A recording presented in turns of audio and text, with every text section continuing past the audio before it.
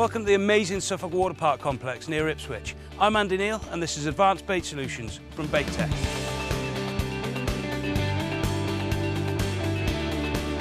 We've got an amazing show for you today. We've got the best that the UK match angling coarse fishing has to offer. We've got ever consistent Wayne Swinscoe. He's been on the circuit for a long time. There isn't anything he hasn't won. Steve Barraclough, the ultimate dynamic youngster from Barnsley, who's taking waters apart all over the country. We've got the ever dependable angling consultant and cheeky chappy Derek Willen, ex-Camazan champion Dean Smith, current UK champion Jason LeBosque, Ian Didcott, the super all-rounder from the Midlands, excels in any situation, and two superstars of the future, young Taylor Thorpe and current junior Fishermania champion Sam Hughes. And finally, probably the most talked about angler currently in the UK, Grant Albert, as well as much, much more. We're going to show you all the products in the Bait Tech range. We're going to show you exactly how to do this. Use them like this. To ultimately help you catch more of these.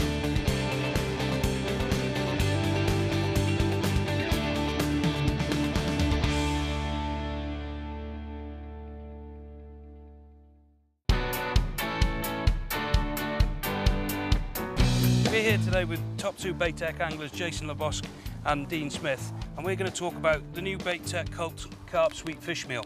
Jason, how's this ground bait come about? Obviously, over the last few years, we've been using a lot of fish meal-based ground baits. Sure. When we're going on the festivals, we realised that we couldn't just go down a carp route. You know, you needed to catch different fish other than carp on your festival weights. So, therefore, we started adding sweet ground baits like molasses and things like that to a fish meal to bring other fish into your peg, such as skimmers and roach, you know, so you can build a weight or other fish over a ground bait. So you've got to catch everything mixed in this. Exactly. Then? And it marries up to everything perfectly. Perfect for any bait at all. Maggots, casters, worms, luncheon meat, sweet corn, all the pellets, it will catch you anything. Cult Sweet Fish Meal is one of the easiest ground baits there is to mix. Show me exactly how you mix and how easy it is to mix. It's a doddle. Basically empty the contents of your bag. You want as big an area of a bucket as you can, so you can get your hand in there and get it evenly mixed, so you can get air into it. Right, then you're really spreading out throughout the ground bait and get it all spreading it out mixed so in. it takes all the water on board. Sure. Deadens your ground bait off, sits on the bottom, right, so you don't get any particles floating up. So all we do is in with the water. How much do you add, Jace? Is this an important part? Yeah, I just like to add enough at the start, just so I can get my hand in there, yeah, and it's obviously dampening it off all the way through. It's very important that you mix it gradually. Don't put too much water in there at the start. Get right down into the bottom corners of the bucket and get as much air in there as you can. A little bit of water at a time until it starts to become damp and it feels that it's starting to bind. That's right, mate, yeah, that's right. And then, like I say, just another little bit more water in there again. It's essential as well, when you've mixed it, when you think you've got enough water into your first mix, you leave it to settle, and it might need another little bit of water adding to it if it dries out, because what you will find is that it will take some water on and then it will dry out. The ground bait particles are sucking up all the moisture, the water you're putting in, and obviously letting it stand obviously just gives that ground bait time to absorb all that moisture. As much as it can. What I would do is I'll mix it to that consistency. Sure. Leave Let me just have a little, so at the moment I can squeeze that into a ball. Yep.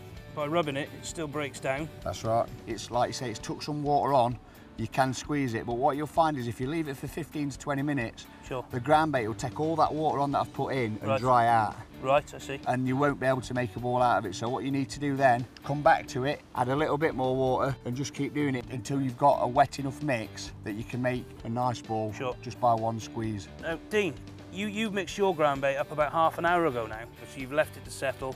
I saw you've come back to it, you've added a touch more and remixed it, so all the particles should have absorbed all the water. And that, to me, looks perfect and ready to go. We've got a perfect mix, fluffy and an even mix. We use ground bait in so many different ways. I mean, we put it around a method feeder, we fish it through a conventional cage feeder, you feed it in balls on the pole. Is this mix tailored to any specific type? Anything at all, Andy. Just depends how much water, the consistency of the ground bait. You can do whatever you want with it. Make it into a slop, anything. So by adding more water, you can make it even stiffer again? Yeah, yeah.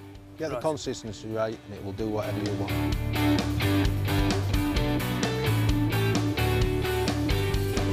I don't like to just mix something and not know what it is. I think with the Bait Tech products, it basically does what it says on the bag. It's a product that's easy to get on with. I know exactly what I'm putting in the water is what I want to be putting in the water, and I know how the bait's reacting and how it's breaking down.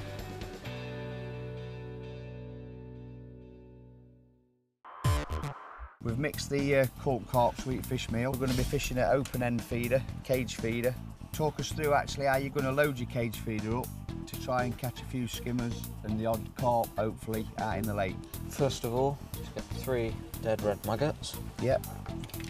What do you find with red maggots? Do you generally fish the red maggots, where, you know, for skimmers or? Yeah, I find them good all-round bait. Yep. Plug the top quarter of the cage. Plug the one end of the feeder like that. Yep, so you plug in one end nice and tight. Is there a particular amount that you squeeze that ground bait in there? Fairly tight, but not too tight that it's not going to come out. Yep. Then scoop some worms. Yep. Some casters. So your particle baits are going into the middle of your ground bait feed. You find them a good carp and skimmer bait. Yeah, so they go hand in hand with obviously the sweet fish meal. And then finish it off and plug the other end just to make a nice sandwich. Lovely. Away we go into the lake, yeah? Yep. Products are so easy and user-friendly. They do everything that you ask of them, and it catches me loads of fish, but also you can use it on all sorts of methods. Good value for money, not much dearer than most companies that sell them in a kilo bag when you're getting twice the amount of bait. It's nice to mix with the younger anglers. I know Sam's had a good win this year. He'll be one to watch for the future, I'm sure.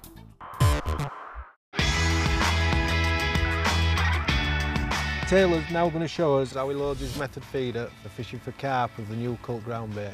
Alright, so firstly I'm just going to use my little baiting tool, just push that into the band and just open it up. Just put an 8mm pellet on the band first, just slide the pellet into the band.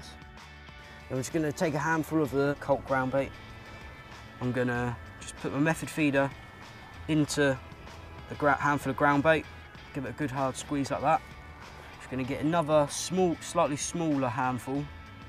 Put that pellet just in the middle like that. Then just push, exactly the same, just push the method feeder into the ground bait again. Give it a really good firm squeeze. Then I sort of like to make it nice and aerodynamic. Maybe just take off a few little bits, just so it casts nice and easy. And would you only use one up bait in your method mix, or would you put a couple in? Yeah, no, sometimes I'll put a couple in, you know, that works quite well. But I'll normally start like this and then just see how it goes, see if the session goes, you know. If I'm catching fish, then I sort of think if I'm catching, there's no really need to change. But if I'm not catching, then I'll try something else. And then that's ready to chuck out. Nice little lob, just stop it. And just put the rod down and sink the line.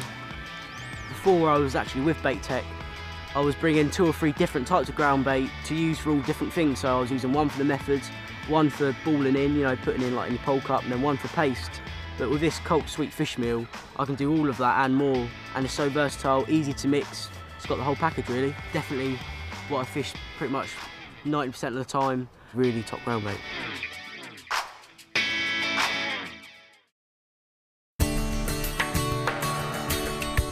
The legend that is Wayne Swinscoe, and he's going to talk us through Bait Tech's new Omen ground bait. It's basically come around from developments in the carp angling, the specialty side of things, where carp anglers were using certain flavours, and they were finding that they were getting plagued by skimmers and bream. Obviously not what they're looking for. We've harnessed these flavours and developed it into a ground bait, and Wayne's been using it for some time with a massive success. It's a perfectly new ground bait with new flavours, and it's absolutely superb. And it's different from anything else. That's basically, I think, why it's so good. When you open the packet, it don't smell that pungent, but as you mix it up and add water to it, the smell increases. So it just lets out a fantastic aroma. Plus, there's all sorts of particles in it, fine particles, not fish filling particles, you know. And the fish just seem to home in on it. Are they really different from a normal bream ground bait then? Totally different. There's really garlicky flavours in this. Right, okay. Something new to bream fishing. Sure. And bream of all sizes, whether it be small bream, skimmers, you know, up to, you know, hefty specimens, really home in on it. It's going on towards, you know, not a fish mealy type ground bait, but it's getting that way. Yeah. And it's having the same effect as probably, but I think everything's had fish meal for quite a few years now, and this seems to be the next stage. So I've used it on commercials, and I've used it in rivers where I've targeted skimmers, and it's worked every time. Why do you think it is that these new flavours are being so dominant at the moment? So anything new in the fishing game seems to have a good effect, you know. Fish just seem to like changes. It's like when you're fishing somewhere with pellets, and then the fish go off, then they go on to meat, and I just think it's like, I just think we found a real good flavour here that fish like. It's so easy to mix up as well. You know, a lot of people nowadays mix ground bait with drills and things like that, but when you say you're only going feeder fishing like we're probably going to do today, you can just do it by hand just as easy. And if you want to really nullify it so there's no particles that's going to be floating about, like bream want to be down on the bottom. Sure. A good way of mixing it's the night before, or even mixing it and putting it in the freezer, so when it freezes it draws all the moisture through. Right, so every individual particle is then it'll lay more dormant, then you'll have none coming off the bottom, and the bream will just sweep over it low. Superb. Right, we'll put a full bag in. These are 2 kilo bags. Yeah, 2 kilo bags. This is enough.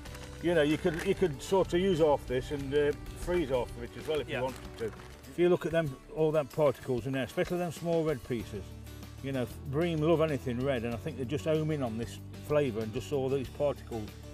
I can smell it now, and you said it gets now, stronger than this. It gets stronger than this. Let's add some water. What we want to do with this ground bait is to mix it little and often sort of principle. Right. We want to get the texture right. Too much water, you'll dull it sort of thing. We want it to mix it up to what the needs of our fishing. It works for all types of fishing. Brilliant, brilliant. So basically what you're saying is if you're unsure, put a little bit less in, add it slowly, a little bit at a time. Just go and set a bit of kit up and just let it dry out. Right, right. And then come back to it and see what the texture's like, see if it's right for what you want to do. Mix it up like this. But as you can see now, it's absorbing the water. And all them, can you smell it? I can. It's unbelievable. So you can see them, all them particles now, especially those red ones, are swelling with the water. When the fish come over it, they'll be able to sense this. This obviously keeps them grubbing around for ages, doesn't it? It does. I can't believe the smell, it's unbelievable. You can smell it really pungent from here. Yeah, you know. We should have smell-o-vision on this. Yeah, we should. I see from the packet we've got method feeders, cage feeders, balls of ground bait. Can this really do everything? Yeah, it can.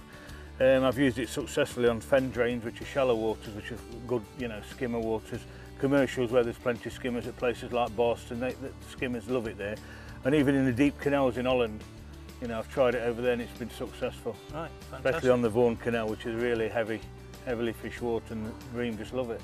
So it's almost like a new phenomenon in bream fishing then, really? It is, yeah. And the word's spreading as well. There's quite a few people beginning to get, you know, some successful using it. I know you don't want to spread the word that much. But you know, it's going to be good. Absolutely. This should be absolutely perfect now. Transfer that from out there, riddle it off, and all the lumpy bits, just push it through and it'll come out as a nice consistency, just ready to fish with. Most of that will just go straight through and you'll be left with a few lumpy bits. All the lumpy bits they're just the pieces that's, you know, the areas that's wetter. And all we'll do with that is just push it straight through. No waste whatsoever, everything will go through and we can use it. When you look at that now, it's all fluffy. Absolutely perfect. It breaks down immediately, it squeezes really well, doesn't it? Yeah, squeeze it and you can, you know, just sort of like go like that and it'll all just come, you know, absolutely fantastic. Amazing. And you can see all them particles in there now. You can, yeah, absolutely. They've actually expanded. It's amazing stuff, isn't it? It is, yeah, very good. So with your ground bait ready now, all you're going to do is you literally add a few free particles, so maybe some corn, casters, a few softened micros maybe, micro pellets. That goes through your feeder. The bream will come in over that, see the particles, start feeding on the pellets or corn and everything, and you should get a bite reasonably quickly. Great stuff. There seems to be a million different ways of feeder rigs and different types of things that people use to catch bream. You've caught your fair share and more than most. Take me through your setup. Well, mine's always been a really simple setup, whether it be on lakes or on rivers. I just have a running feeder on a swivel clip, just running up and down the line. Most fisheries now, you know, you need to have a running feeder set up. They don't like fixed feeders. For fish safety, yeah. And I just twizzle a bit of line up there like that, and I have one of them grippers that I just pull down over the knot and the feeder just runs straight up to that. Then I just have an up length, simple up length. Most of the time in a commercial like this, I'd be fishing with a foot up length. Right. And then it's just a hair rigged hook on the hand, just whether I'm going to fish with pellets, boilies, meat or corn. A lot of people used to tie sort of like 4 or 5 little knots in a line to make it stand out. Sure. If you just do it, if you twizzle the line up, look, it just stands out, you know, there's about 4-inch twizzled line there that you can see. So that, and that's just going to kick your hook length away from the feeder. Don't get any so it doesn't tangle. Fantastic way. Unfortunately, it's not. I can't claim fame to that. It was Alan Scotton that sort of started that off years and years ago. But it's just such a simple way. The less knots you've got in feeder rigs as well, the better you are, you know, because you can encounter anything nowadays. Sure. Whether it be bream, barbel. I noticed you said on commercial venues you'd start on a shorter hook length. Yeah, normally, you know, there's usually a limit of a foot now on most commercials you go on. Right. You know, a minimum of a foot. Yeah, a minimum on a foot on a running, you know. Feeder rig, obviously different if you're fishing on a method, you need a small hook length. But traditional bream methods, it used to be something like 2.5, 3, 4 feet, didn't it? Right, yeah. You know, everybody sort of learnt that if you've got a shorter hook length and you're going to get a bite, it pulls your rod in. I'm going to feed for decent fish, which is going to be skimmers and bream. So I'm going to feed micro pellets, a bit of corn, and a few casters, but not too many casters. I don't want to attract too many small fish, but bream do like to come and graze over a few casters as well. Sure. And there's always been a stigma, isn't there, of you either fish worm and caster or sort of pellets. Yeah, I shall start off like this, and if it's not successful, I'll try introducing a few worms as well and fish a big worm on the hook, but I don't think I'm going to have to go down that route today. Right. I shan't put loads of stuff in there because I want to vary it as the day goes on. So I'll just be sort of putting a few pellets in, a few grains of corn, and just a few casters. And then all I shall be doing with that, fill it like this. So you just scoop it through the ground bait? Yeah, scoop it, and just a small squeeze like that. If you squeeze that in really lightly, the water's going to attack that, I presume. When that's cast in, it's going to go down, hit the bottom and just explode out of the feeder. It's only a shallowish lake, it's about 7 foot, so I want to get it to the bottom. It's the bottom, just give it a bit of a tug, and that obviously my bait will come down because it falls virtually outside your feeder. Right. Just a bit of a tug, the bait will come out, and that'll just release all the particles and the aroma. Today we're going to be using Baitex soft hookers in conjunction with white or red boilers, and we should just be attracting the better fish like skimmers, bream, and hopefully an odd tench. 2 of them on an air rig will be absolutely perfect for today. The texture of them is absolutely perfect. Quite easily fish them on a feeder all day and you will not be casting them off. That's the beauty of them. They've not been pumped, so they won't be splitting. I think the good thing is as well, they're pretty semi-buoyant, to be honest. They'll flutter down through the layers and settle on top of your bait. Yeah, we'll put a couple of these on, and 2 side by side. Sure. They're absolutely perfect for air rigging, these are. Now you've got the loop of your hair there, that goes over your baiting needle. That goes over the baiting needle. We just goes over the loop like that. Pull them down like that onto the hook. Onto the hair. Yeah, and then just put a stop in. And I love these pellet stops if I don't drop it. And that just sits in there like that. As simple as that? Simple as that, and that's basically our hook bait for today. 2 6mm pellets. It'll just be lying on your bait like that on the bottom, and they'll be nosing about in that and they'll just find it, suck it in, and that's it. What self-respecting bream could resist that? None of them could resist it. Fantastic.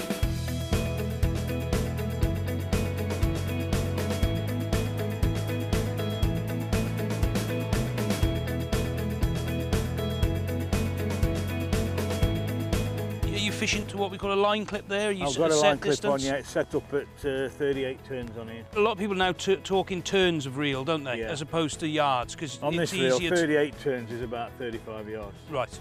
It's a lot easier to talk in terms of a turn on the reel rather than yards, because obviously you're more accurate. You can physically count how many turns. And as it's the bottom, I like to just give it a bit of a tweak and just straighten everything out. And it just gives me a couple of winds then, just in case I get a big fish, I've got time to get the clip off. Sure, so basically as the feeder lands and the hook bait falls vertically behind it, that's right. It comes down, you then just pull it slightly, right. Just which releases the bait, drags the feeder in, straightens your hook length. Absolute deadly method for skimmers. Effectively the fish come in, pick it up, that's right, and they're on.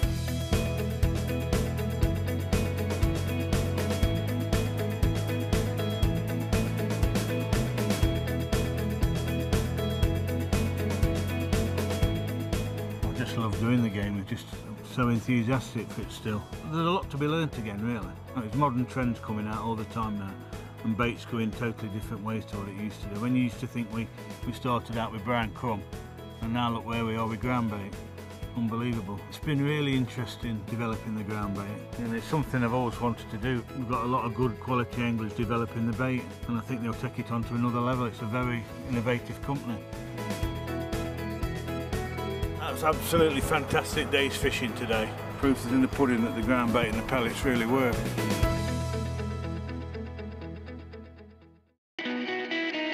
Two bait tech ground baits are arguably the biggest sellers in the UK market, and that's Special G Green and Special G Gold. Without doubt, it's my most favourite ground bait of the bait tech range, due to the fact it's so versatile. You can mix it dry, mix it wet. It's absolutely brilliant, and the most important thing is the fish absolutely love it. Do you think it's because it's got that special ingredient, the GPS 90? How strong and potent and how attractive is that ingredient? I mean, if you took that out, I don't think you'd catch half as many fish as you would do with it. Right. I mean, it's so instant and so effective for all sorts of fish. Although it's immense ground bait for carp, all the silvers are eating it as well. Yep, it's devastating for skimmers, absolutely devastating. In terms of fish meal ground baits, you regard these as obviously the most powerful attractors. The soluble factor of the fish meal is what makes it a really good ground bait. You know, the fish don't have to like digest it so quickly. It's soluble straight away, and it's, you know, really impressive stuff. You can watch carp come back to a certain place where your Special G Gold or Green has been, and they've eaten all the ground bait, and basically they still come back to it because they can still smell it in the area because it's impregnated into the silt, into the water area, and they just come back for it. These quite technical terms that we've been talking about, GPS 90, I think, does that affect the way that you use it and the way you mix it? No, it doesn't have any adverse effect on what you do with the ground bait. If you mix it as you would mix normal ground bait, it becomes just a complete food source for the fish. Just going to use them 50-50 mix today. Just one bag of green, one bag of gold. It's because obviously there's mostly gold and there's a little bit of green in there, so we've got to blend them both together. So what we're going to do is just going to mix the dry ingredients together straight away, right, and then we're going to add some water to get the perfect mix. As with all the other anglers are using, you're all using big round buckets. How important is that? You've got to have loads and loads of surface area to mix your ground bait in. Big buckets, big ground bait bowls. You cannot mix ground bait properly in a little tub. You've got to get your hands in there, you've got to get the water distributed evenly amongst the mix, and you've got to get some air into the ground bait as well, which is the reason a lot of us now use electric whisks. I'm quite a purist in the way. I do like to use my hands sometimes because you get to have a feel what the ground bait consistency as you're adding little bits of water. It becomes second nature for you to feel it as you mix it with your hands. When you mix ground bait properly, it works every single time. You don't want any dry patches in the middle of corners of buckets. Exactly, no corners. No corners, because if you get a dry patch of ground bait, it can completely affect the way that your ground bait's going to work through your session. Sure. Put both bags of ground bait dry into a bucket, blended them together, so it's a nice even mix. Got a bucket of lake water and a bait tub. The best thing to do is add a little bit at a time. Blend the water into the dry mix. Really get your hands in there, really work the ground bait around, get the water evenly distributed so there's no dry patches at all and no wet patches. After you've dropped the first one in, just check the consistency. You see there, that's just a little bit dry. You're going to add another little bit of water. Just evenly mix the ground bait around again. Try and get all the little dry patches off the bottom of the bucket. Right, I'm just going to check that again. Mix seems about right now. Leave it for 10 minutes so all the water absorbs into each particle. Set some gear up, come back to it and see if we need to add any more water. The water's absorbed into all the particles, so we need to add a little bit more water. But remember, not too much because it won't need a lot more water.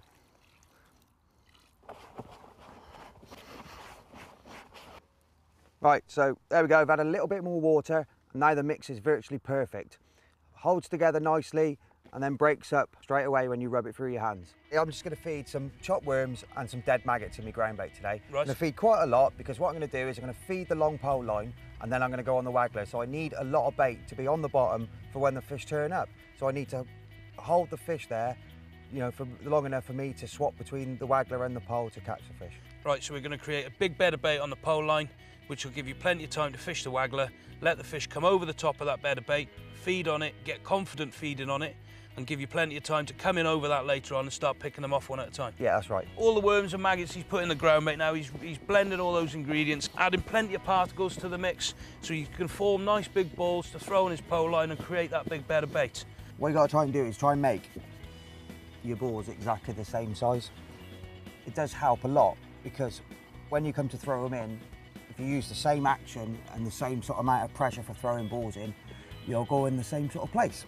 I've got my pole and my pole rests. It's nicely low to the water with a pole cup on the end of the pole as a target.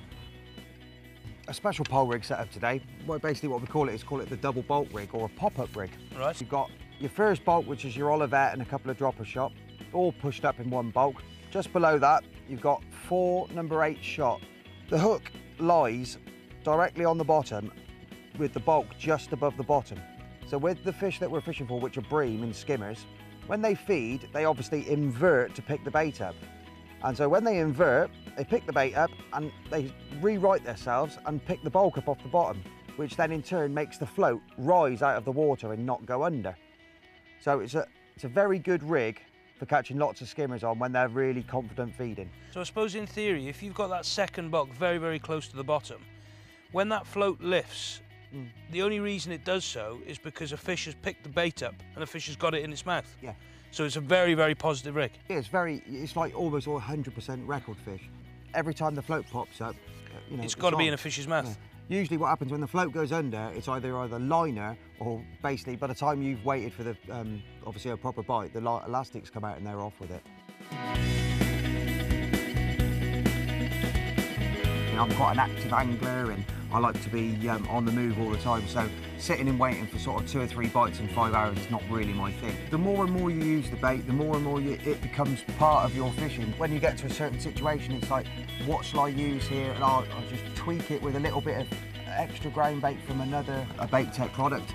You always seem to know what's going to happen with the bait you're using because, you know, you use it all the time. That's why it's so good. Well, we've got a brilliant method to show you now. It's a long-range big waggler, firing balls of ground bait over the top.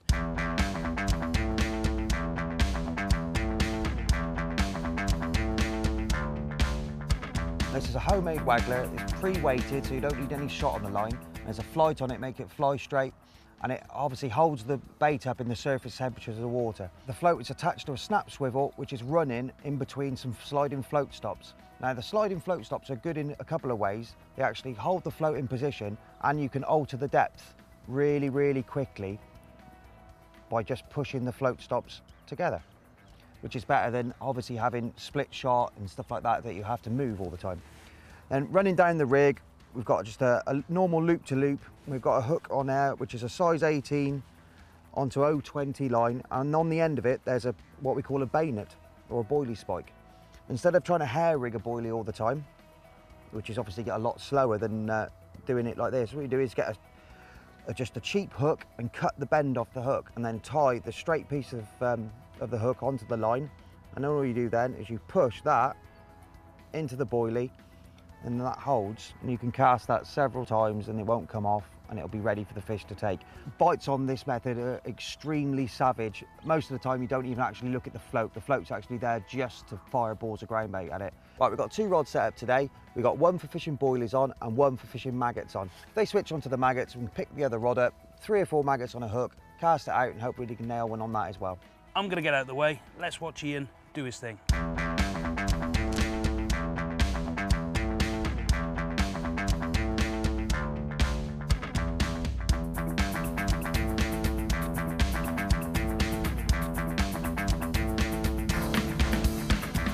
Specialty go every time. Within respects of being in the middle of a match, you can just change the consistency of the bait. It'll be able to do what you need it to do. Just can't believe how many fish are caught just on a few simple products here. Very user friendly, but more importantly, very, very effective. On the hook, basically, all that I've been using are these soft hook pellets. These are our 2mm pellets. They're micro pellet, basically, contain betaine. The good thing about them, they don't break down easily. You can mould them around a method feeder, very simple to prepare, and they're very, very versatile. I actually asked to use this today because it is my favourite mix. Now, I know it says method mix on there, but I use it for a lot of different situations because of the very, very fast breakdown. The main point to remember about method feeder fishing is moulding around your method, making sure the consistency is right, but you want it to break down very, very quickly. Because of the active ingredients in this and the very fine particles, it actually does that.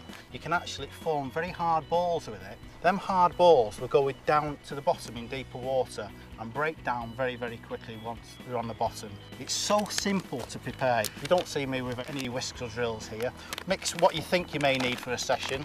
You'll notice how fine it is. It's like a biscuit crumb, breaks down very, very quickly, which is very, very important in commercial situations.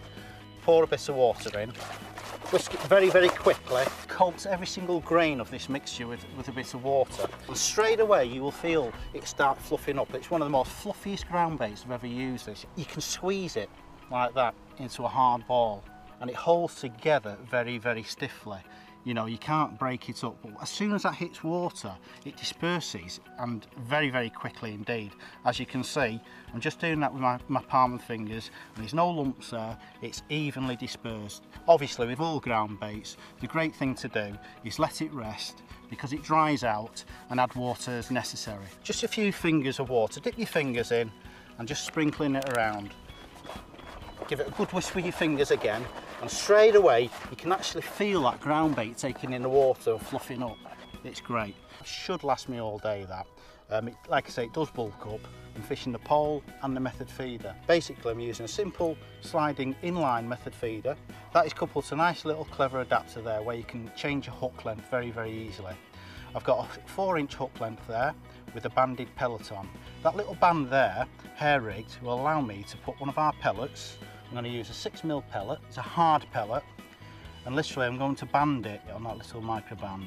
It takes a bit of getting used to this, but once you're used to doing this, it's quite a simple process to do. There we go. Very, very straightforward. A hair rigged banded 6mm pellet. Loading the feeder up is very, very simple. I'm using the Karma like I've shown you how I mixed it before. I'm putting a few pellets in, not many, but what they will do, they will hold fish. The Karma really draws the fish, and those few micro pellets there will hold them longer. So I'm going to literally put a bit of ground bait in the mould, lay the pellet in the middle, put the method feeder in and simply press like that, and it should just simply pop out. Perfectly loaded method feeder. That will then sink to the bottom. The ground bait will disperse very, very quickly, showing the hook bait right in the middle of all the dispersed Karma mix. That'll be the perfect setup for any fishery. Important part of your fishing, the actual feeding, and you get this right, you catch fish. Because we're fishing at 13 metres today, it's probably about 6 foot deep. So as I demonstrated before, you want those balls to go straight to the bottom without dispersing mid-water, which will only bring the fish up and confuse matters. So I'm going to show you exactly how I'm going to load my cup, and what I'm doing is what I call fishing the balls out, fishing the feed out. I'll probably catch 2, 3, maybe 4 fish on the same ball of feed without having to top up. So all I'm doing is literally getting a pinch of our 2mm pellets. There's probably about 40 there, but that will actually hold the fish. The ground bait is great for drawing the fish. So literally I mix them up like that, get a pinch and squeeze that once, twice, 3 times. It is quite solid.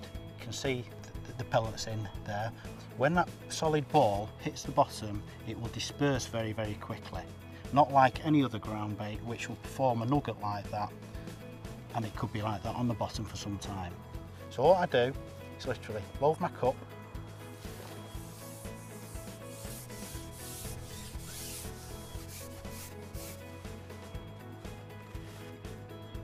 hear that plop? If you hear a plop like that, that gives you an indication that the consistency is correct, because it's quite a hard ball. And because I'm using a bulk rig today, I'm using a 4x14 float, which is, I'd say, quite heavy. Basic rig setup. I've got most of my bulk there. That bulk will get my hook bait down very, very quickly. I'm using soft hookers today. You'll notice how I actually put them on the hook. I will not use the hook into the pellet. I will literally just hook the point and turn the pellet onto the hook, and it's literally just threading itself up without weakening the pellet, and that will stay on for 2 or 3 lifts. I know that that feed has dispersed on the bottom now. Hopefully there'll be fish there showing about 40 little 2mm micro pellets that we put down to hold the fish. And this hook pellet, fingers crossed, what you want to try, the aim to do is literally lower it straight onto that nugget of feed that you just put in. I chose a mark on the far bank there, so I know that my hook pellet is actually falling down straight onto that ball of feed that I've just put in before, and it's now that I know it's dispersed on the lake bed. It's great being involved from the start because you can actually see products coming out that you've had some input with. But coming to a venue like this, as you can see, actually having the variety of methods that you can do in one day is great to me. There we go, it's beautiful, scale perfect common carp that. For my money, these are certainly the hardest fighting fish. You saw there I was struggling a little bit. For a fish of about £5, that gave a good scrap that for my money. That's what I love catching. I love catching these. The great thing about today is I've used the same method to catch both varieties of fish, silverfish and carp. The good thing, like I say, it's been very exciting days fishing. We hadn't a clue, I hadn't a clue what I was going to hook next. Could have been one of these beauties or one of those big things there. One of the biggest things to hit the market this year has been Baittech Entice Meaty Mix. This ground bait really is starting to take things by storm. I'm going to mix 2 kilo of ground bait, which is obviously just 2 bags. You can smell it. You can, yeah. We haven't even done anything with it, and you can actually smell it. All you need is some water. Quite simple. So obviously making sure that you just add it a little bit at a time. The last thing you want to do is ruin it before you even started. Right. You know, I see a lot of people really adding a lot of water straight away. They've ruined the mix. Right. You know. A little bit of time, key. A little bit of time, Absolute that's it, key. It's key. Right. A little bit, you know, get your drill in there.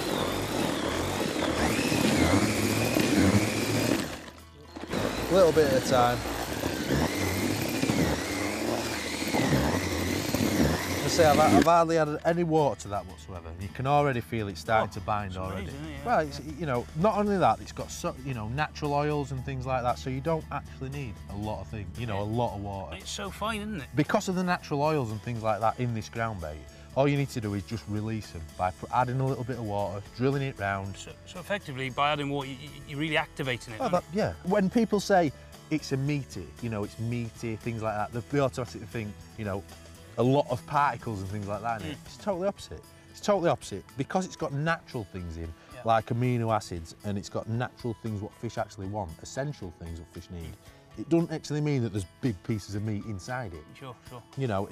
It's just the fact that it's lovely fine. I mean, you can see there, it's such a fine texture. You could actually put that in a method. I could cook that down edge, which I wasn't supposed to tell you about. I can do a lot of things with it. Yeah. And that's why I like it. That's how you start to mix it up. Hardly any water, a little bit of time, because again, that's key. Do it with a drill, and this is finished product. Right. So what you normally do now is, like all the others, let that rest, and then you come back to it and revisit it at a later time. But you see, the thing is, I haven't had to mix it night before. Because I've got my drill, I can leave it in 15-minute spells. You normally get to your peg with an hour to, an hour before start. Sure. You get to your peg, first thing you do is run your drill and a bit of water through it, or you can just leave it, forget about it, start setting up. Because it's so quick to do it with a drill, you can 10 minutes before start, a little bit more water, drill it through, and it's ready. It's as simple as that. Yeah. Here's one you mixed half an hour ago. That's right. I can't believe you haven't put that through a riddle. Never riddled it. It's never been riddled, mate. All I've done is literally just what I've done with this one. It's actually literally gone from that to that. I bet it's a brilliant round of method, isn't it? Right, because of the way it's mixed, you can actually just use that rounder method or loose because of the way it's mixed. Now this ain't quite right, a rounder method, just purely because it hasn't had enough water in it. Yeah. And it hasn't had time to rest. While it's resting, it'll just pull all that water in and it'll activate the ground bait itself.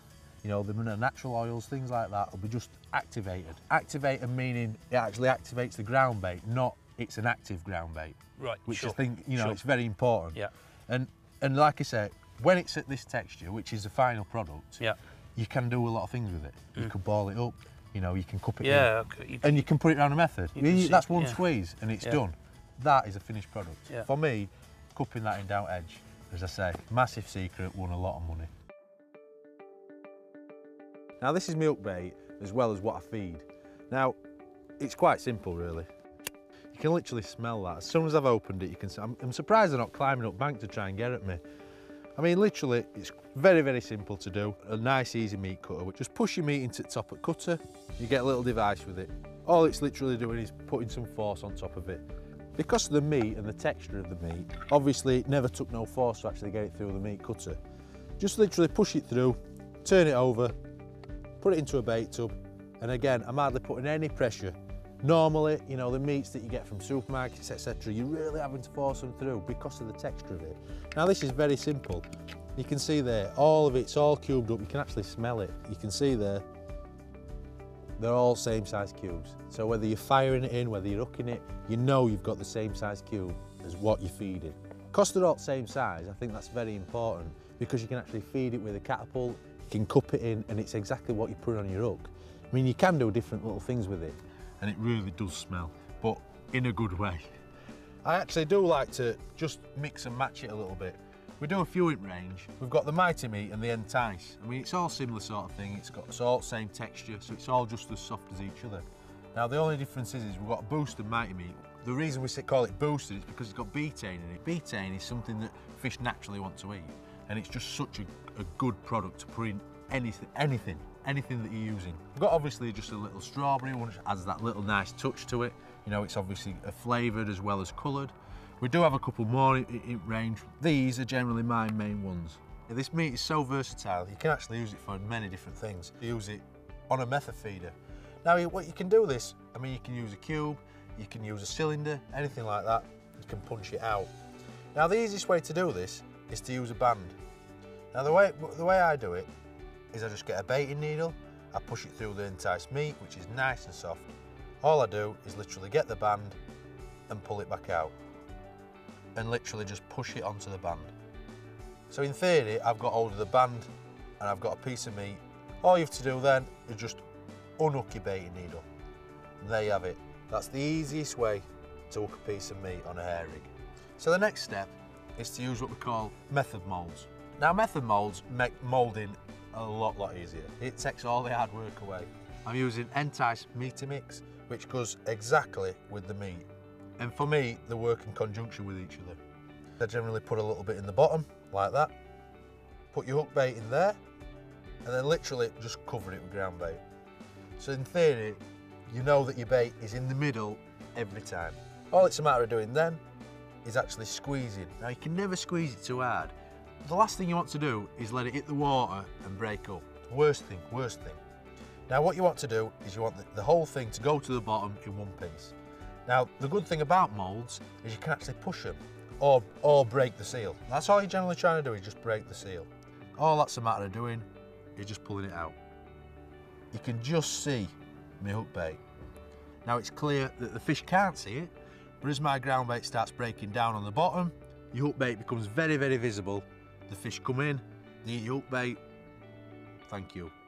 The fish is mine. So from a standard long pole approach, I generally set up, you know, a number of rigs. Now, as you fire meat around your float, obviously the meat sinks through, you know, at quite a slow pace. Now, some fish want to feed on the bottom and others want to feed at different layers. Now, for me, I like to set up a wide variety of rigs, you know, so they can cover the different depths. When people are setting just 2 rigs up, they'll either be fishing on the bottom, they'll get liners, they'll come on the shallow rig, and they'll not get a bite. That's because the fish are sat in between them 2 depths. And that's why I have so many rigs set up. And when I say so many, I mean 4 or 5, not a dozen. Now, I think it's very important to do that because people miss out on a lot of fish. Depending on the depth of water, I use 0.75 float, 0.5 float. The way people look at it is for sort of 7 foot of water, which is what I've got today, you normally look at 0.1 of a gram per foot of water. So because it's 7 foot, I generally use around a 0.75. 5 foot, 0.5, 2 foot, 0.2, etc, etc. I'm going to set them up at 2 foot, 3 foot, 4 to 5 foot, and then on the deck. The reason I do that is because I have a bulker shot. From that, I have around 3 foot from the bulk to the hook. Now, in my opinion, you can have shot down your line. I normally have 3 shot that are quite spaced out. And the reason I do that is because I lay my rigging sideways. Now my float cocks, and then it naturally falls in the last 3 foot of the water. The fish that are in that layer can actually take it from 3 foot from the bottom onto the deck. The bulk up, I cover with shallow rigs. So as you say, that's from 3 foot of the bottom. So obviously I'm going to have 4 to 5 feet from the bulk to my float. When you're firing meeting, the fish they're just sat there at the level that they're happy to sit at. You're not going to force them to sit anywhere else apart from where they're happy. I work around them rather than the other way around. And that's why I have so many rigs set up for one line. The floats are generally the same apart from the shallow rig, which is set around 2 foot.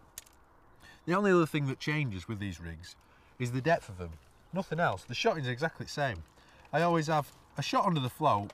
One, it acts as a marker, plus it semi-cuts your float. And then I just have shot spaced out evenly down your line. Now that gives a natural fall. So the fish don't you know, they'll intercept it quite naturally. Because the meat's falling through the water naturally, they're going to eat it naturally. At the start of the match, to kick my peg off, I generally just pot to start with. I generally get some fish in my peg, get some meat, I put it in my pot, normally half a pot, that's fine. I'll pot that in, and then I'll loose feed over the top. Obviously, I'm using enticed meat too, which the smells and things like that, the oils that coming off it, are just dragging meat, you know, they're dragging the fish into the area. So you've got to pick a far bank marker, so you're lined up with it every time so you know exactly where you're fishing, and all it's a matter of doing is tipping it in. I don't believe in things like tipping from a height and things like that when I'm fishing in such deep water. For me, all it does is just give you silly bites. All I'm generally trying to do is kick-start my peg. Now for me, after that, that's when I'm attracting the fish into my peg by using a catapult. I mean, the smells that coming off that meat is just unreal. Get the piece of meat that you require, push it in, and just push it round your hook. Now what you've got is you've obviously got your hook point still pointed out, you know, it's still out of your bait, so when you do get a bite, it can easily hook the fish, but it just looks natural. There's not masses of hook showing, it's just hooked well. I don't think they can wait for me to get out there with this piece of meat. Nice and simple, keep everything smooth. As I said before, I like to lay my rigging sideways, that's why I've got that bulk so high. And I'm just laying it, oh, they're already fizzing, it's unbelievable. I think they can smell that meat. So I just let that rig settle then. I like to put a different piece of meat on, it's just a little trick. I've put enticed meat on the hook. I'm just loose feeding the boosted meat, what we've got. So it all goes around there, you know, it goes in an area. So you're covering quite a wide range of an area. Rather than trying to put it in a little kinder pot, which for me, just don't cover enough area to catch a big weight. I like to catapult it. Just get it round my float, covers a nice big area. Your rig tells you everything. So if you're getting line bites, you know, if your float's going under at silly angles, things like that, you know that the fish aren't on bottom. You know, so that's when these other rigs come into play. The fish are fizzing. So you know that there is some fish on bottom, because what that's happening is the fish are actually going through, they're actually picking the meat up and disturbing little pockets of gas that are on deck. So you know there's actually fish there. And I'm actually sure they're trying to search out for this luncheon meat where I've got on my hook. Because I tell you what, it doesn't half smell. But the thing is, the fish like it. So I've just had some line bites. So what that's made me do is pick a different rig up. When I say a different rig, I mean one of my deep shallow rigs. I'm just going to loose feed, carry on as I were. All I've done different is pick a different rig up. I'll always keep loose feeding. As each shot goes over, your float will generally semi-cock, and then every shot will go in turn. Keep a column of meat going through water. So all your rigs, all they're doing is up, and there we go, and I've got one.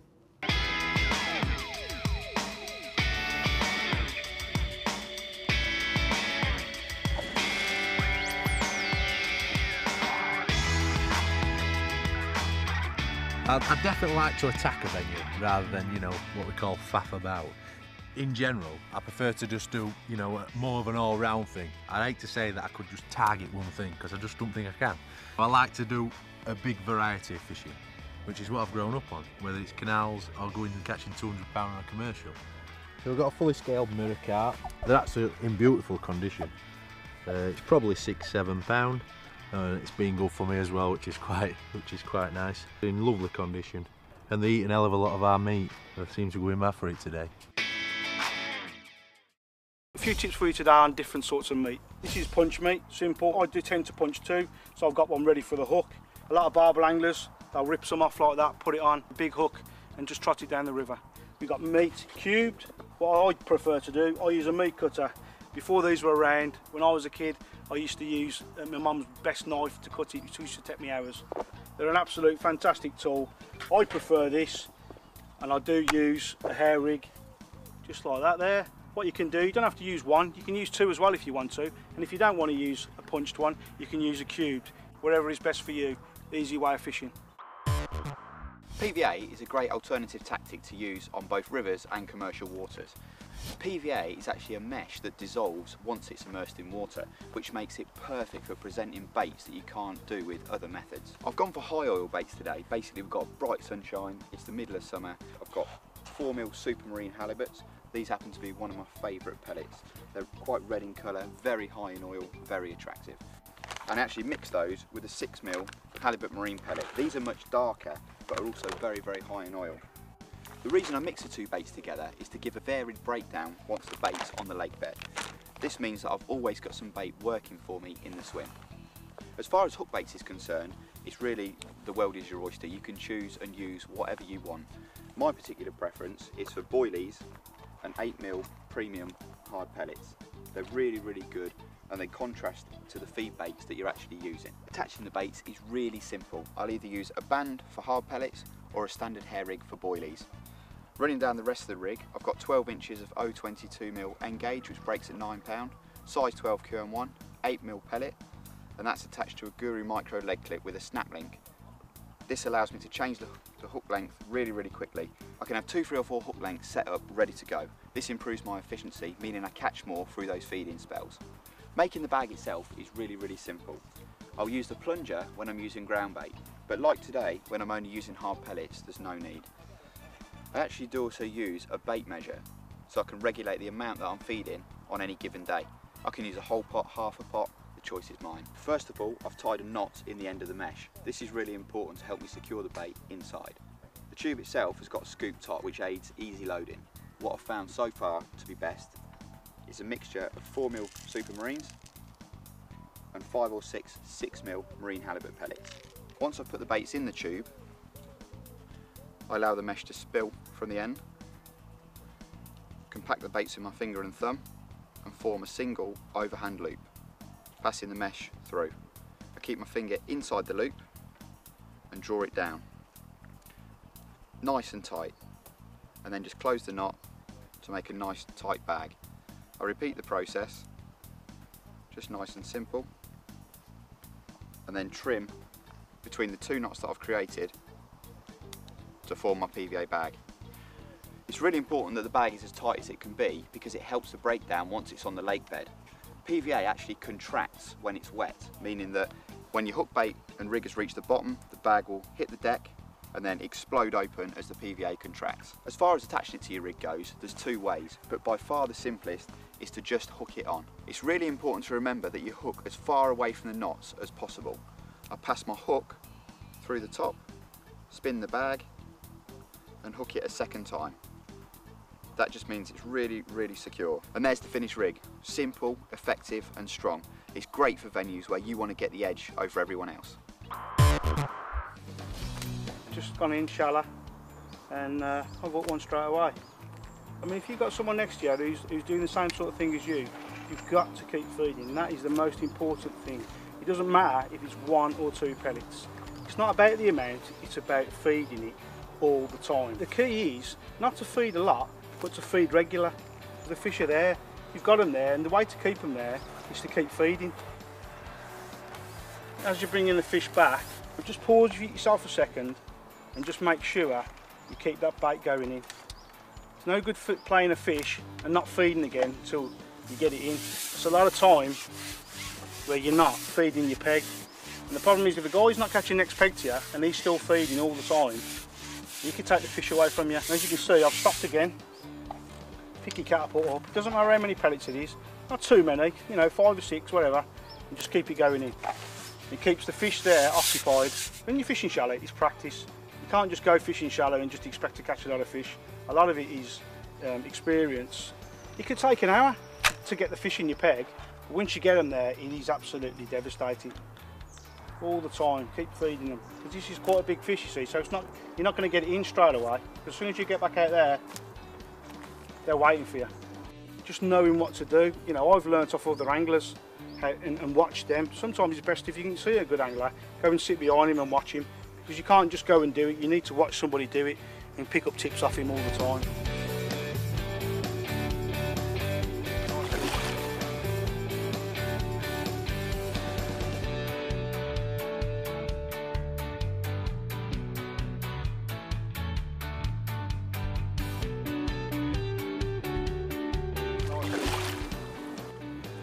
As I say, don't feed too much, because if you feed too much, the fish will get preoccupied and go down. You want to keep just a little amount going in all the time, and just keep them on the surface. Little and often. You don't need to feed too much, just little and often all the time. As I said to you before, you can feed one pellet, it doesn't matter. As long as you keep them out there and they can hear the noise. That's a great fish, that is. Nice big mirror. Lower him straight in the net.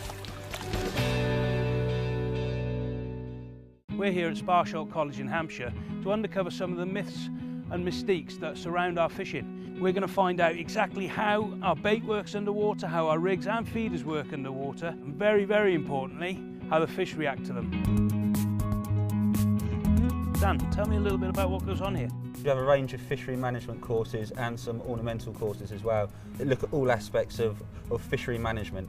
What we've got here is the National Aquatics Training Centre. What we've got inside of some facilities that you can use today. See how the fish react to both the baits and the tackle that's put in front of them. I'm really interested to find out what goes on, so let's go and have a look.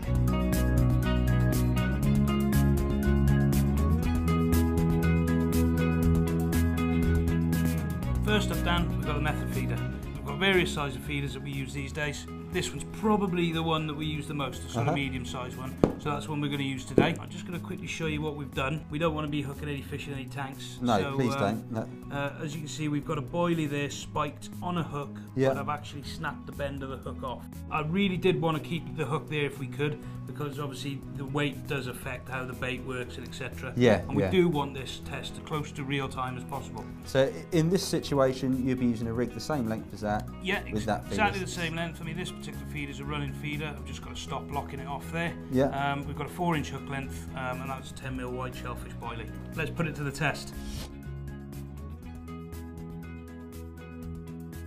Right, we've loaded our method feeder. I'm dying to see how this works in the tank. Let's drop it in and have a look. Here comes the method. The beauty of the feed is obviously the way they designed these flatbed feeders so they land the right way up every time. Look at the fish, they're instantly on it. Look at that, that's incredible. You see the ball starting to break down immediately. Even though that ball was squeezed really, really hard, it shows the importance of actually making sure you do squeeze it very hard. Look at that. What really amazes me is how just a flick of a fin will wash so much bait off the feeder. When they're feeding off the bottom, you see the sand coming out from their gills, and they're actually differentiating between the sand and the food items now with their gill rakers. They're flushing out the sand and actually taking in the food. Right, so they just inhale a lot and then sort it all out in their mouth? So as they start knocking into it, they'll break that up and get more and more of that food available in the water. Absolutely. You can see mouthfuls of it. As it's breaking, there's another one coming to have a look. There it is. See the hook bait now as the bait's breaking down. And now the boilie's free, it's become a visible target, so that's what the fish will home in on. And I guess in this instance, really, you're not looking for the boilie to have lots of smell and flavour, but just to be visible for the fish to have a target. Clear water situations, which primarily wintertime fishing, bright visible baits are obviously key. You can see by the reaction of this clear water situation that, you know, as soon as they see the boilie, they're straight on it. And what's really interesting is we've seen maybe 3 or 4 pickups of the boilie, but not once has the feeder moved yet. No. So as an angler on the bank, you wouldn't have any registration on your rod tip yet. Or no, I mean, you know, where it's bumping into a feeder, the fish is bumping into the feeder. You can see little tiny movements of the feeder, and that would barely register on the rod. Again, there we are. That's it. That would have been your bite. That's it. Your rod's gone round. It always makes you wonder sometimes when you cast in and the rod goes straight round. That's clearly what's happening there. Yeah. I mean, obviously we haven't got a hook on there, he's just chewing the boilie up. Yeah, so it would have just taken that boilie back into its pharyngeal teeth. It's amazing just how many times the fish will come in, pick the hook bait up and blow it out again without you even realising. Really interesting to see, isn't it? How they come down and they eat off the feeder and you don't realise any of this is happening. You think you're sat there without a bite when really, you know, you've got fish actually eating the bait off your feeder. What really surprises me is these are in match terms, I suppose, relatively small carp. But the surprising factor for me is we're using a medium-sized method feeder here, and one fish in one mouthful can take the whole lot. Yes. Yeah. Unbelievable.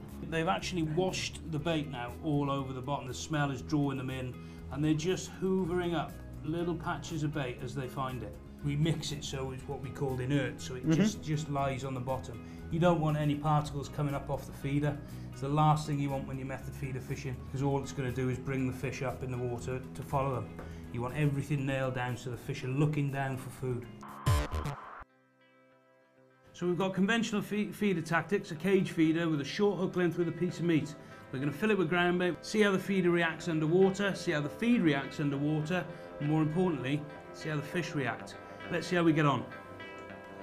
There we are, the feeder comes in, see how the cloud of ground bait comes off the feeder as it falls. It explodes out of the feeder on the way down. The fish are instantly straight on it. The bait's breaking down really, really quickly there. Notice how with a little flick of the tail, the bait is washed from the feeder. Instantly the fish are attracted. They love the scent of it. They can smell it as soon as it goes in. You can see very, very little bait left in there, and the fish they're hunting it down, you see. What actually happens as they come down, they come into the swim, they're bumping into it and they're flicking their tails and wafting their fins, all those particles being wafted around. We naturally think as anglers that when we cast out and our bait's on the bottom, see that fish has got it in its mouth, we wouldn't have had a bite there, but we wouldn't know this is happening. This is such crucial information for us to see. This is happening in our swim all the time. There's fish moving around over your bait, flicking it with its tail, just moving about. As you can see, it's been washed all over the bottom. Fish are hunting it down now. There we are, look, they're really coming in for a look. They can smell that really pungent smell that the entice is giving off. Smells that have permeated the water with all these particles of bait. You can actually see the fish get really excited by it and actively hunting. Look how they're working the bottom, looking for food. There we are, he's got it again. Fantastic to see. This one's hungry for sure. He's trying to hunt that piece of meat out. Bang, he's got it there. You can see the rig moving. All of a sudden your tip's moving now. There you go, and that would have been a fish on. You can see now all these fish are absolutely tuned in to the smell of the entice, and they're actively hunting it down. Another one picked up the hook bait there and spat it out again. See how quickly they suck in a bait and spit it out? Very interesting to watch. Now with this test, we're going to feed a ball of ground bait with some pellets and corn in. This is something we do an awful lot through our fishing throughout the year. Let's see how the fish react to it. Look at that as the ball settles and a big plume of bait comes off it. The fish are already straight in on the spare pellets that have fallen off it.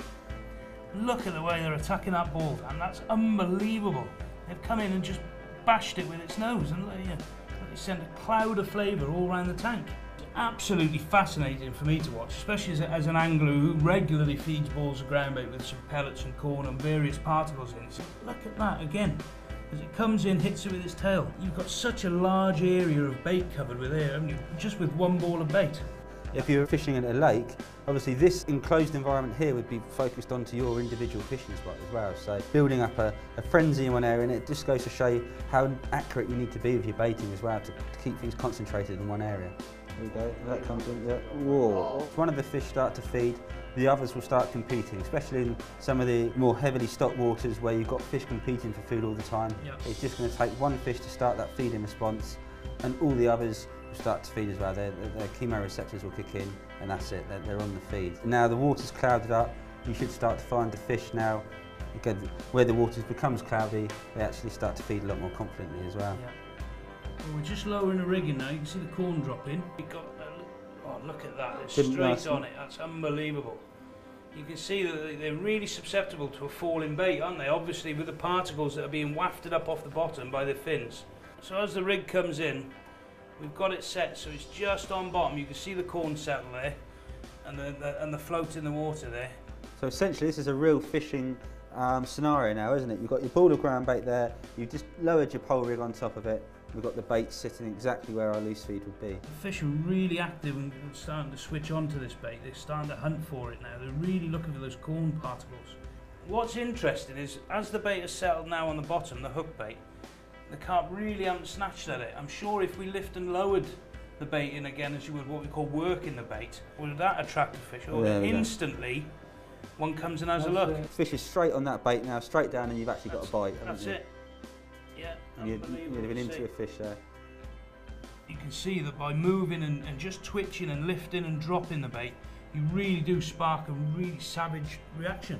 Yeah, so it's just those tiny little triggers, isn't it? That's the movement of the bait brings the fish down to the ball of ground bait, hopefully to the hook bait as well. Goes to show why baits such as worms and maggots can be so effective if they're moving all the time. Absolutely. Unbelievable. They do like that special G Gold. It really is intriguing to watch. Straight and look how they puff with their fins and just disperse that ground bait. And you'll notice then as the carp come in and they fan with their pectoral fins and all the bait is then dispersed in the water into a cloud. All those particles that are obviously sucking in and tasting as they're swimming around is giving them even more confidence to drop down and actually eat the bait on the bottom. A tiny little touch with the tail, that's all it takes. And your ground bait gets carpeted over a really large area, doesn't it? And you can see the individual bits of corn you've got in there and the pellets, they start to break away. And as they move away, that's what draws the fish in then. There's those visual attractors for them. Yeah. One of those could be your hook bait. I can't emphasise enough that us as match and pleasure anglers are going to catch more if we're actively moving our hook baits and trying to work to entice a bite. Working for the bites, yeah, exactly. It's been eye-opening is not the word. Unbelievable. I've learned so much about what goes on now under the surface. So different to what I thought it was. We mentioned earlier, we thought we knew what went on underwater. I think we've more than proved we really don't.